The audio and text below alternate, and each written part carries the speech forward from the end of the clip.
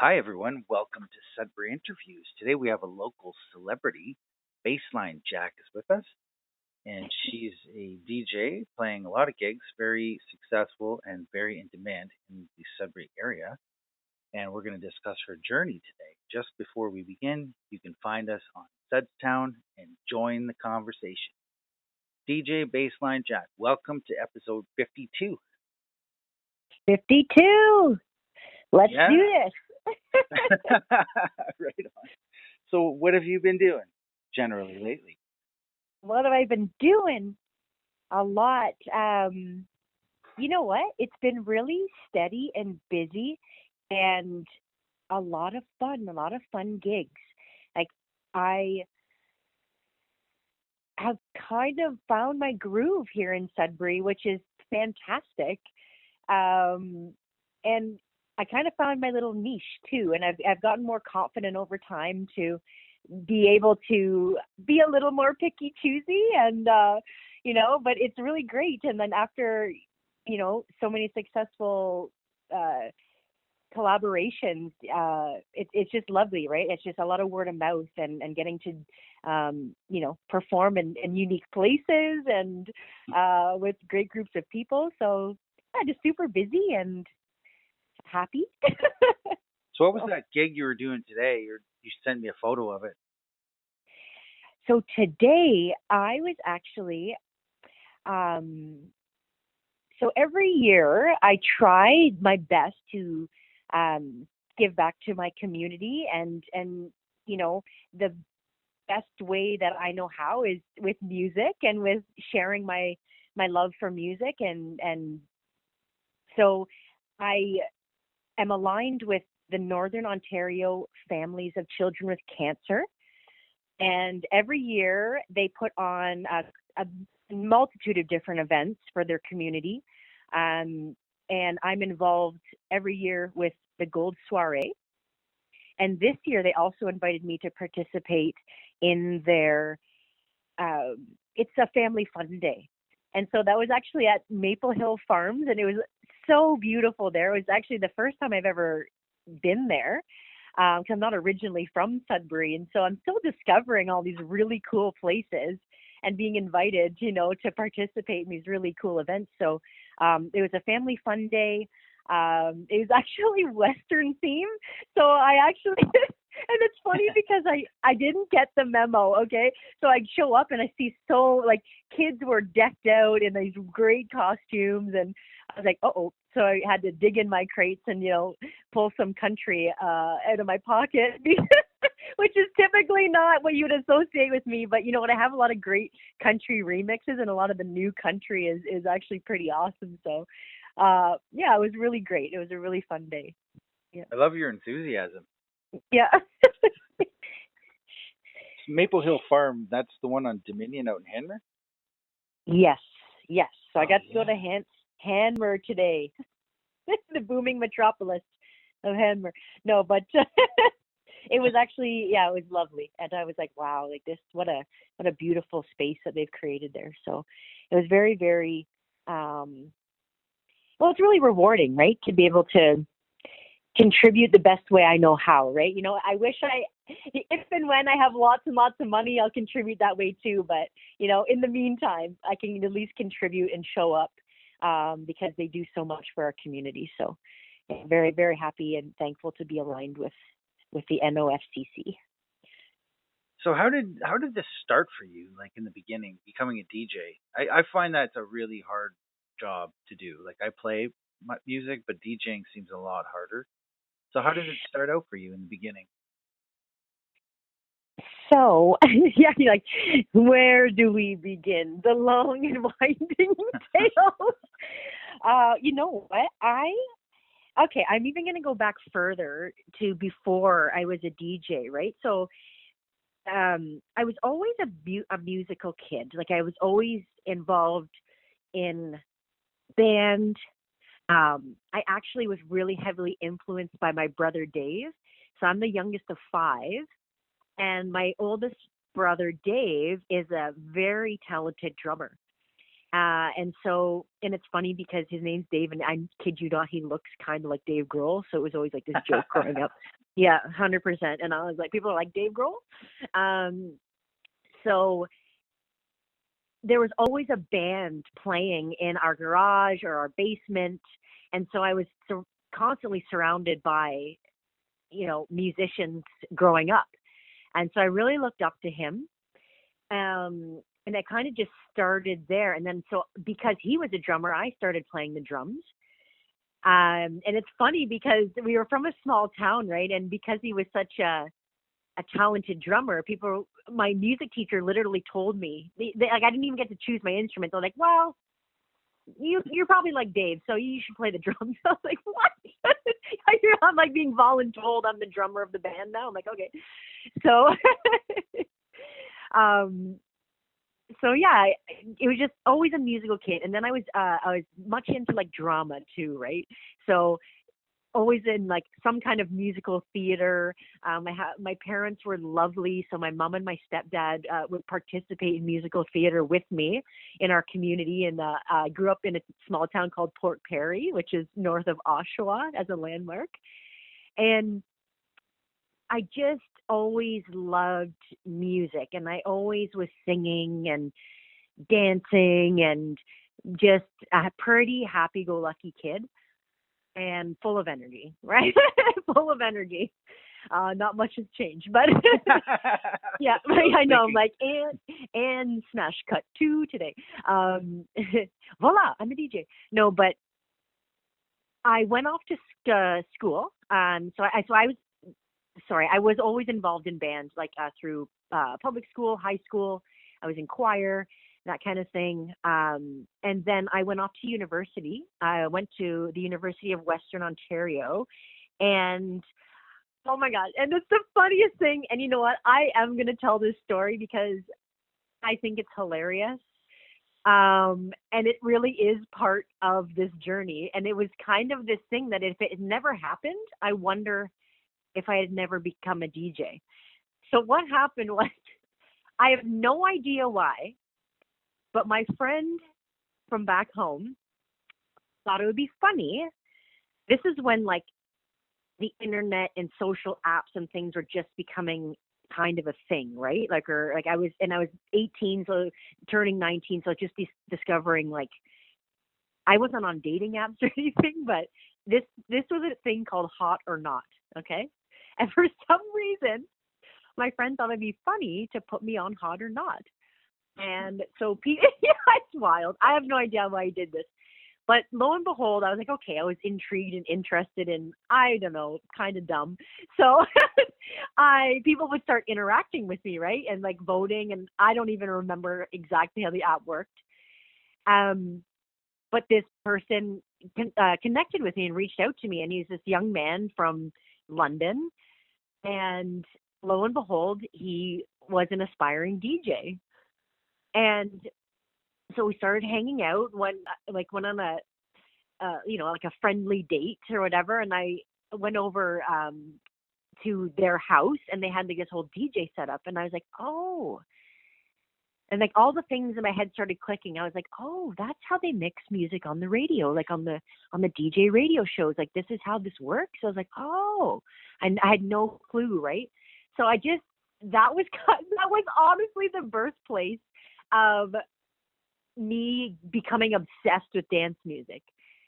And like, when I say obsessed, I mean in the best way, but just obsessed. Like, we all were collecting records and going online and trying to find music and who's got the best tunes, and then we'd all practice, then they'd all play. And like, so I wasn't really like DJing just yet, but I was kind of in the scene, right? I was getting addicted to, like, dance parties and that kind of thing. And it just never stopped. It just never stopped. And there have been periods of time where, I didn't DJ as much, or I kind of, gave my ears a break, or there was, certain life events where, it's just natural that you wouldn't be as involved, childbirth being one. But yeah, but I just, I just never stopped. And I just, after I saw them doing it, I was like, I'm gonna get my own setup. I'm gonna get my own turntables. And it just so happened that so I have stepbrothers and sisters as well. So on top of being the youngest of five, and my brother-in-law, they loved dance music, and so like they had these turntables that they no longer used in their crawl space, and they gifted them to me. And then it was over. Like then it was done. Then I was like, oh my gosh, I moved to Toronto. I was like a club rat. I I spent way too much money on black crack, as we call it, like records, right? Because I was just before everything. Yeah, oh yeah, just before everything went digital. I would, that's how we got the latest releases and were able to actually mix them, right? And so, oh yes, there was a record store called To the Beat. And there's of course Play-Doh Records still going strong in Toronto, but specifically To the Beat, they just were so kind to me. They would let me loiter in the store. Eventually, people thought I just worked there because I was there so much. And literally, when I say obsessed, it's like, I'm like, do I buy dinner tonight? Right? Because I was young and like didn't have a lot of money. Like, do I buy dinner tonight or should I just buy that record that I really want?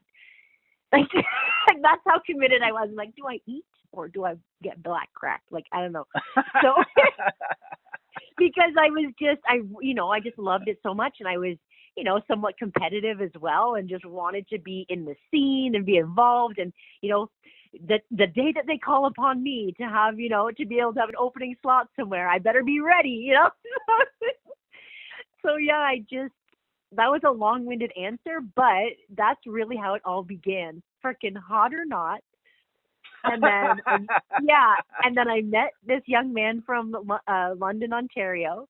They were obsessed. I became obsessed, and then it just never stopped. And then oh my gosh, it's been such a long journey. Like now that I think of it, right? Because I am actually 41 now, but it's like I don't feel 41. But so it's been, geez, like that's a long time, right? It's like almost 20 years now. And so it's just been a progression of, figuring it out, finding out what I like, what my sound is. And that's changed a bunch over time too. But yeah, that's how it all began. It's a really great story. It's wild. Like, and it makes me laugh, right? Because I'm sitting here thinking, oh my God, how embarrassing. But at the same time, if my friend hadn't done that, maybe I would have never become a teacher. So it's just wild, like that one thing. Oh my God, set me on this trajectory of being Thank obsessed God for with that. it. Yeah, being obsessed with music. Meant to be. Yeah, for sure. I know. I should thank Robert. Robert, if you're listening. It was weird at the time, but now I realize why it happened. So I'm on your Instagram page. Yes. 3,638 followers. Congratulations. Yeah, it's a small but mighty crew that I got. And I want to ask you a photo for more context because I know Bubba, DJ Yes. Bubba, and you guys. There's this photo is really cool. You guys are kind of like fist to fist, like boxers do. Yes. What's the context? And it looks like it's at the arena, the Sudbury Arena. Yes, sir. Yes, sir. The Sudbury Arena. So that was a very special and fun day. So Bubba and I are very good friends, and I think honestly we'll have a lifelong friendship. We've just, gotten along since I came to Sudbury, and he's just a lovely person and always supported me. And so he is one of the main DJs at the Sudbury Arena as well, right? So he's very well known for being the one of the main DJs, if not the main DJs, most of the time for the Sudbury Five for our basketball team. So that was a very special day, though. We had a special event. now I have to remember the name, but it was like, oh, the All-Star game, I guess they called it. All Star It was an Showdown. yeah, it was an All-Star showdown. So they had all of the top players from our, I think they call it the National Basketball League. No, that's the, no, I think it is actually. It's Yeah, a unique NBL. name, anyways. I think it's a unique name, anyways, that they have for the basketball league. But so yeah, it was really really cool. And what we decided to do is that since I've been a DJ for the five and he was a DJ for the five, well, why don't we both do it? And then it's like, the all star kind of showdown. So he did a little bit of the game, I did a little bit of the game. And that was actually a very, very, oh yeah, I might even get emotional talking about it, but a very special day for me because it was one of the first times that, if not the first time, I performed my own music in front of a crowd that big. And Wow. so I had the opportunity. It was actually kind of last minute, but the production manager, Paul, reached out and was like, hey, I have 5 extra minutes to fill. Actually, I think he had 10 extra minutes he had to fill, right? During halftime. And he's Okay. like, what do you got? And I was like, oh, yep, I'm gonna do it. I'm gonna do it. Like I was nervous and I was like, oh my gosh, I've never performed my own music in front of this many people, but I'm gonna take the opportunity and go with it because why not? Like why would I not? Jump at the opportunity. So I ended up playing my first single ever, or performing, I guess, called "Drop the Bass." And it's okay because there's not that many lyrics to it. It's like definitely like an EDM style song, with just more of a repetitive lyrics in it. And so I wasn't too nervous about that one, but it was just super, super special. And I actually have a very, very fun story to tell along with this. So what happened is in my nervousness, the song starts, I go and I'm kind of like talking in the crowd and I'm like, yo, all right. And then about a quarter of the way through the song, and it was so great. I actually had my son Caleb with me. So he's following me around dancing. He's just this little happy guy, like on the floor with me, like pumping everybody up. And then out of my nervousness, I go, if any kids want to come dance with us, now's your chance. Get on the floor, right? I kid you not, within moments, kids flooded the floor. Just flooded the floor. And it's funny because I actually got in trouble after. They're like, Jacqueline, as if you did that because these kids are coming on the floor with like muddy shoes and like, but it turned in it, yeah, oh my god. And so I turn around and I'm just like, what's happening? So we pretty much had like an impromptu dance party in the middle of the court, and it was, I couldn't have planned it more perfectly. It's like I'm a very big like universe, alignment type gal, and this was just one of those moments. It's like at the last minute I was asked to perform. I performed my first single ever, Sudbury Arena All-Star game, and all of a sudden we had this impromptu dance party. And not only that, they had like full production and there was people there that captured it all on film. So I ended up being able to make a whole music video out of it. Like it was just, I could not have planned it better myself. And I was like, yep, like, I don't know, call it God, call it the universe, call it whatever you want. But I was like, thank you. Like, you know what? I deserve that. I deserve that. So it was such a special moment. And I performed another song that I had just finished. It's called Sweetheart. It's actually a remake of that the oldie. What's the actual name of it? That's awful, but I can't remember the original name of it. It's called Sweetheart now. But yeah, so I performed that next, and then I literally walked off, and I was kind of shaking because I was like, as if that all like came to fruition and like the perfect, like I was shaking, and I looked at Bubba, and I just had tears in my eyes. I was like, what just happened? Like that was awesome. And it was so perfect too. Like my family, because none of my family lives in Sudbury, and they had come to Sudbury that weekend, and so they got to see that, and I was like, as if that just happened, like it's so awesome, yeah. So it was super special moment for sure, yeah. So that's the context of that. Wow, Yeah, yeah. that's It was very, extraordinary. very, yeah. It was extraordinary. Like manifestation at its finest. That's what I believe for that one for sure. Yeah. So we have baseline. 10 minutes left, and I have two more Yeah. questions. Okay. So the first one is I'm just looking at your instabio.cc, and it's got all Yeah. your links on it. Yes. So what is the night shift playlist? Tell us about that. Yeah. That sounds cool.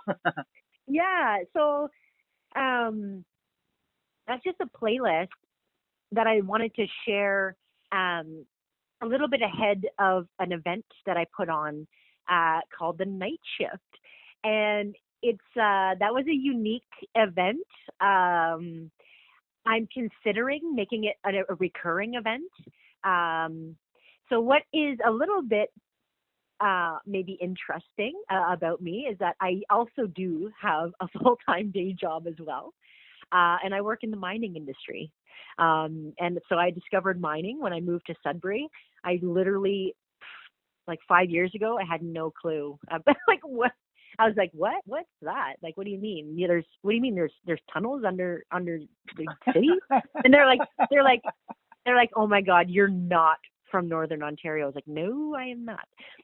I was like, well, educate me, right? So once I discovered what it was, I was like, wow, this sounds fascinating. Like, this is really, really cool.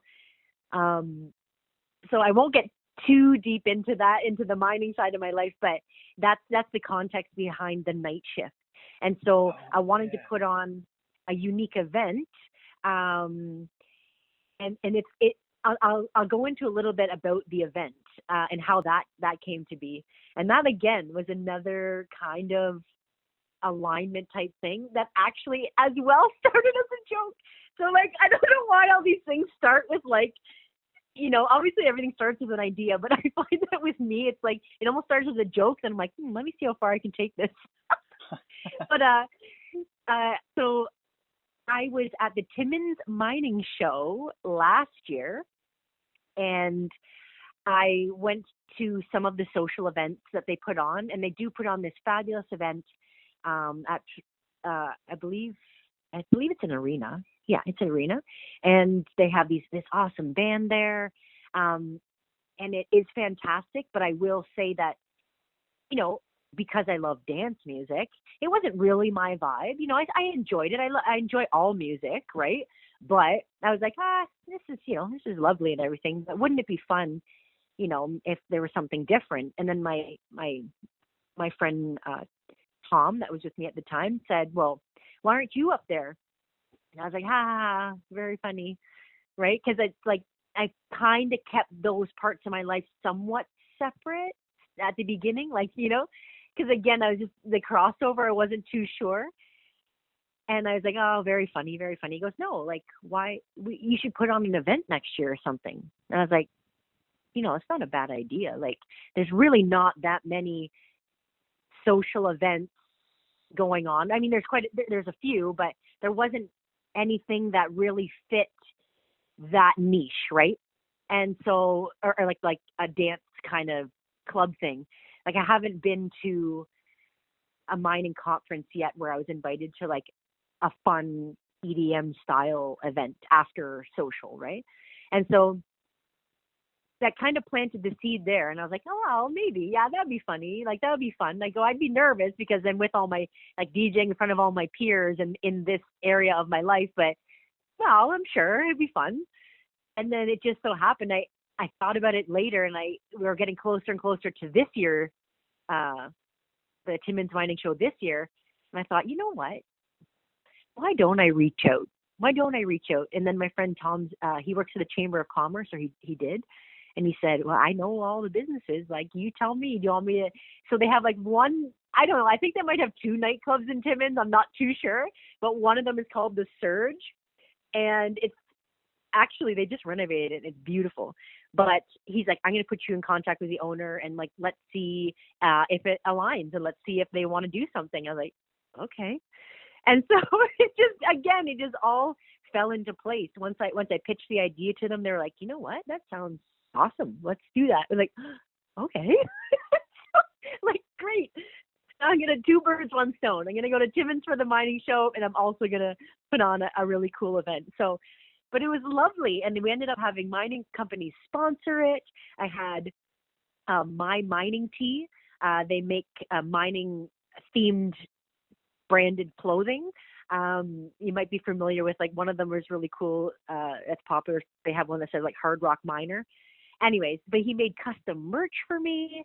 Like, it just all was awesome. And that's where the night shift came from, because I was like, mining, the night shift, we're doing it at night. It's kind of like somewhat of a rave, right? And Yeah. it was just, yeah, it just all fell into place. Like, it was really, really neat. So because it was such a success, I am truly considering making it, maybe a thing. So whether it's every time I go to a different conference that I could possibly align with one of the venues and put on an event, or maybe do something in Sudbury that's similar. So yeah, I'm kind of excited to see where that goes, but I think it could be a thing. I think it can become a thing. So the last question I have for you, baseline. I love saying that, baseline. I know. This is one question that I ask every guest since episode 5, and you're episode 52. It's the same question, same words every time. Okay, Ready? I'm ready. What is one thing that you feel would make Sudbury greater? Oh, wow. A little bit of a curveball there. Yeah, throw me a bit of a curveball here. Make Sudbury greater?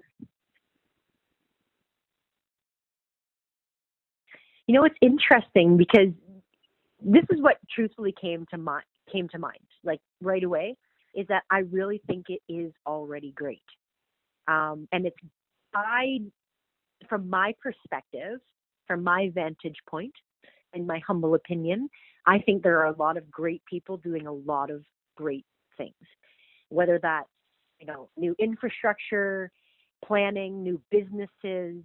I've noticed that, in the short 8 years that I've been here, like, the population has grown. We have more multiculturalism. Um, you know, Truthfully, I haven't really gone out downtown in a while. Like, even though I DJ at the arena all the time, it's not often that I would go out after. Because again, I'm a mom. I have responsibilities, like, once in a while, but I hadn't really gone out in a long time. And recently I went downtown um, after another social event. People were like, do you want to come out? I'm like, you know what? Sure. Yeah, I'll tag along. And it was bumping, like, on every street corner. And there's people outside DJing. A bunch of DJs that I hadn't connected with in a long time, like, out on the street, and I'm like, what is happening? I feel like things are moving forward in a positive way. Mm. Like, obviously there's always work to do, and there's always things that we can, focus on that are not so great, but there is so much energy and vibrance that is happening, in my opinion. But I'm one of those people that tend to focus on the positive, right? And I tend to focus on what is going well and keep moving forward. So yeah, just whether and truthfully, the mining industry, like, that's a big part of my life as well. And there are so many great people creating jobs and, again, creating that infrastructure and building their businesses. And it's to me, things are booming, especially while mining right now. Things are definitely booming, but it's helping the economy as well. So it's just, I don't know. I have a positive outlook on it. I didn't really answer your question. You sure did. If there was one thing, and it's funny because I'm like, wouldn't it be lovely if there was an event at, like, the amphitheater, like an EDM event? And guess what? That's happening in the fall. So I'm like, I'm over the moon. I'm like, things are happening. Go Sudbury. What year did you move here into Sudbury? Oh my gosh, which year? I'm like, what year is it now? 2026. So 8 years ago. So 26 minus 8. 2018, I guess. Roughly 2017, 2018. But I did live here previously. I actually did go to Cambrian College, and I took a music certificate for independent music production prior to moving here full time. So Oh, wow, I was really? I did live here before. I went to Cambrian College. And yeah, so unfortunately, I don't have that program anymore, which is like super sad. But they still invite me back all the time, and I participate in stuff to do with the college. Which again, so thankful, to be aligned with people that are making a difference here in Sudbury. So Well, I feel like I hit the jackpot with you. So thank you again for being a guest on the show. And that's our show for today, Sudbury Interviews. We were chatting with DJ Bassline. Jack, how can we book you? How can we find you online? yeah, definitely. So I do have a landing page website. And it's in the works. My goal is to expand on that very soon, but it's basslinejack.com. Most of my handles online are at basslinejack. On TikTok, I know it's a bit unique, basslinejack111. And you can always reach out to me, hello at basslinejack.com. And yeah, happy to chat with everybody. And Well, thank you so much for having me. Yeah. your enthusiasm and positivity is infectious, and it's very high. And we're lucky to have you. That's Oh, fantastic. Keep going. well, thank you very much. I appreciate that. Great. Take care. Thank you Okay. again.